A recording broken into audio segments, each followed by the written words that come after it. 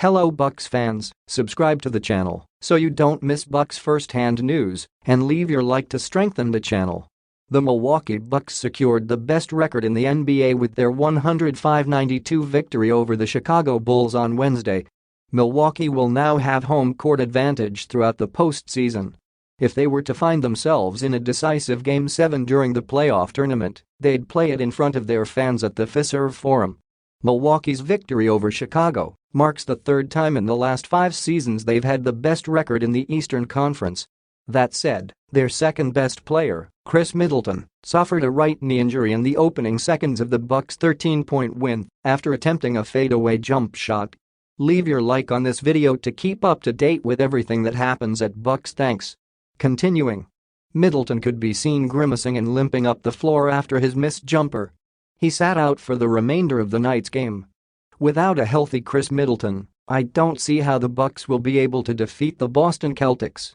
Middleton has always complimented Giannis Antetokounmpo, playing alongside him over the last 10 years.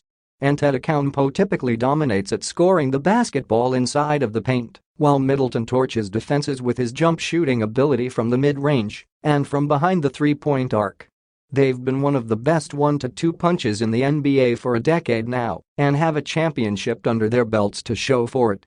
Middleton missed most of Milwaukee's playoff run after suffering an MCL sprain in his left knee in the opening round of the 2022 postseason, according to NBC Sports.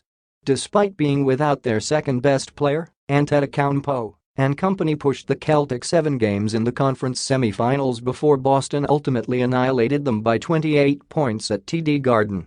The Celtics, who hold the NBA's second-best record, proved in 2022 that they wouldn't be defeated by one person, despite how great Antetokounmpo is. No pun intended, but the buck stops for Milwaukee in a series against Boston if they're without Middleton. Jason Tatum and Jaylen Brown will prove too much for the Bucks to handle without a fully healthy roster. And not to mention the Celtics loaded up with key role players over the offseason. The acquisitions of players such as Blake Griffin and Malcolm Brogdon have made Boston even better than they were in 2022. The Bucks have had a great season, but the Celtics will represent the Eastern Conference in the NBA Finals again if Milwaukee is less than 100%.